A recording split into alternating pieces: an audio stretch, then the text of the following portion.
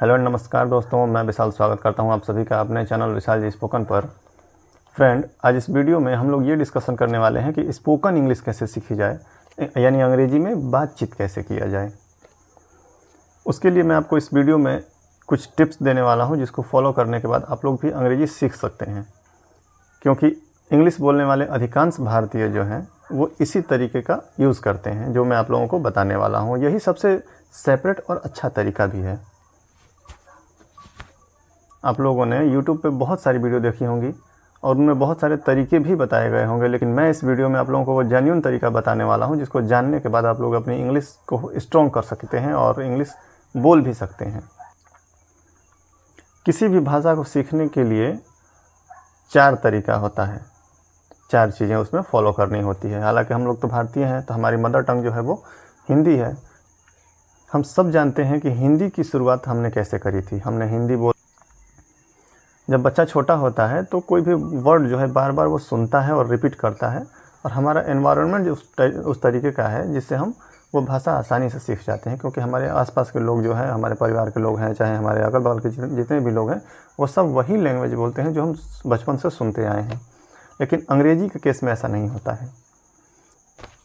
तो चलिए देरी ना करते हुए हम उन तरीक़ों के बारे में बात कर लेते हैं कि वो कौन से तरीके हैं जिससे आप लोग इंग्लिश बोलना सीख सकते हैं। अंग्रेजी सीखने के लिए सबसे पहला जो हमारा स्टेप है वो है रीडिंग। क्योंकि रीडिंग जो है आपकी इंग्लिश को इम्प्रूव करेगी। अब कैसे इम्प्रूव करेगी वो मैं आपको समझा देता हूँ। जब आप अंग्रेजी के किसी पैराग्राफ को पढ़ते हैं या किसी चैप्टर को पढ़ते हैं तो उसमें अलग अलग प्रकार के वर्ड आते हैं, और अलग अलग प्रकार के वर्ड आप देखते हैं, साथ साथ पढ़ते भी हैं, तो आपका जो प्रोनाउंसिएशन है वो सुधरता है रहेगा। इसलिए सबसे ज़रूरी है रीडिंग। यदि आप रीडिंग नहीं करेंगे तो फिर आप आगे का स्टेप फॉलो नहीं कर पाएंगे। दूसरी चीज़ है राइटिंग। राइटिंग करने से आपको वो मिस्टेक पता चलेंगी कि आपने कौन सा गलती किया है, और जो वर्ड आपने पढ़ा है उन बातों का आप लोग एक बार नोट डाउन करिए। उनको जब आप लिखेंगे तो आप अच्छे तरह से समझ जाएंगे कितना वर्ड आपने गलत लिखा है और कितना वर्ड सही लिखा है। हमारा तीसरा स्टेप है लिसनिंग। लिसनिंग जो है वो आपके स्पीकिंग को और आपके इंग्लिश की नॉलेज को जो है इम्प्रूव करेगी। लिसनिंग से आप नए नए वर्ड को सुनेंगे। जो चीज़ें आपने पढ़ी नहीं हैं, जो पढ़ाई रीडिंग करते समय, राइटिंग करते समय जो चीज़ें छूट गई थी, वो आप लिसनिंग में सीख लेंगे।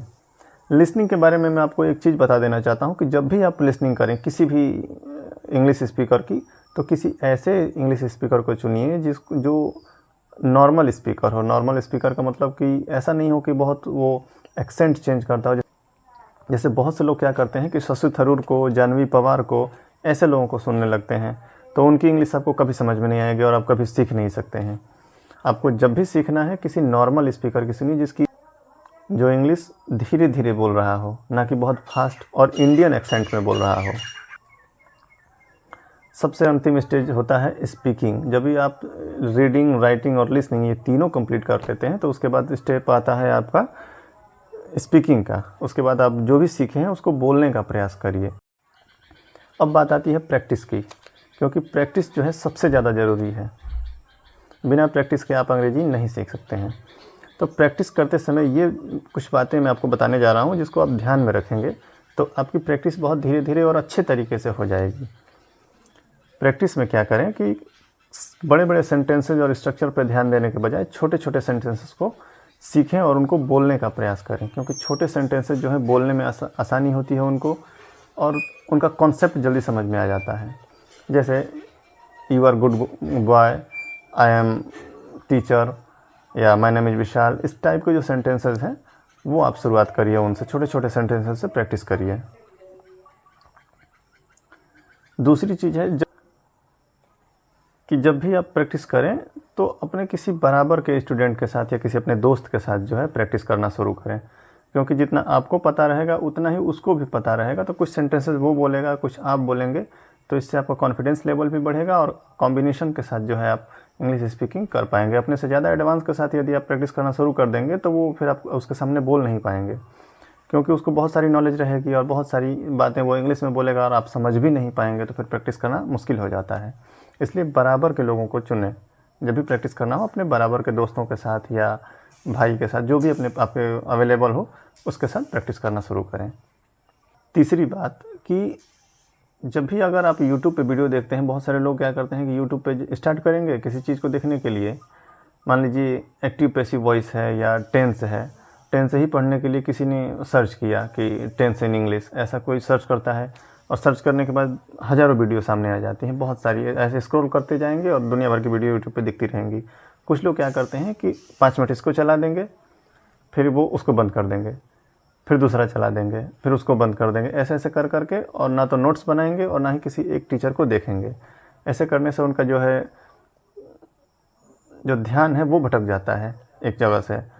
और इसमें तो सबसे बड़ी कंडीशन मैं ये लोगों के साथ देख रहा हूँ, जिन स्टूडेंट्स को मैं पढ़ाता हूँ या जिनको मैं सजेस्ट करता हूँ, उनको मैं यही देख रहा हूँ कि जब भी मैं कह रहा हूँ कि भाई तुम लोग यूट्यूब पे किसी एक टीचर की वीडियो देखो, यदि यूट्यूब पे देख रहे हो, मैं पढ़ा रहा हूँ तो मेरे क्लास में देखो, लेकिन वो लोग क्या करते हैं कि जब यूट्यूब पे देखते हैं तो लॉन्ग वीडियो देखते देखते कब शॉर्ट पे चले जाते हैं और शॉर्ट फिर देखने लगते हैं, और फिर शॉर्ट में जो इंग्लिश का स्ट्रक्चर होता है वो उस पे से हट जाता है और कुछ और रील्स वगैरह आने लगती है, तो ध्यान जो है उनका डाइवर्ट हो जाता है और इसकी वजह से वो पढ़ाई वहीं से रुक जाती है, फिर सीख नहीं पाते हैं। इसलिए आपसे एक ही चीज़ का रिक्वेस्ट है कि आप लोग जब भी वीडियो देखें किसी एक टीचर को चुन लें जिसकी पढ़ाने का तरीका, पढ़ाने की शैली जो भी आपको अच्छा लगता है, जिसका पढ़ाया हुआ आपको समझ में आता है। मूल रूप से यही मैं कहना चाहता हूँ कि जो भी आपको, जिसका पढ़ाया हुआ आपको समझ में आ रहा है उसका आप देखिए।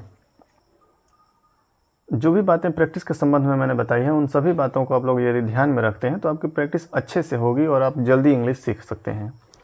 इसके अलावा मैं एक चीज़ आपको बता देना चाहता हूँ कि वोकैब जो होती है वो बहुत इंपॉर्टेंट होती है। वोकैब, क्योंकि शब्द ही ज़रूरी है, शब्द से ही सेंटेंस का निर्माण होता है।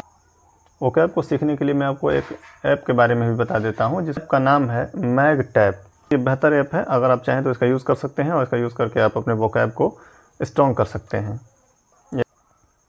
तो फ्रेंड, उम्मीद करता हूँ कि इस वीडियो में जो भी तरीके मैंने आपको बताए हैं वो सभी तरीके आपको पसंद आए होंगे।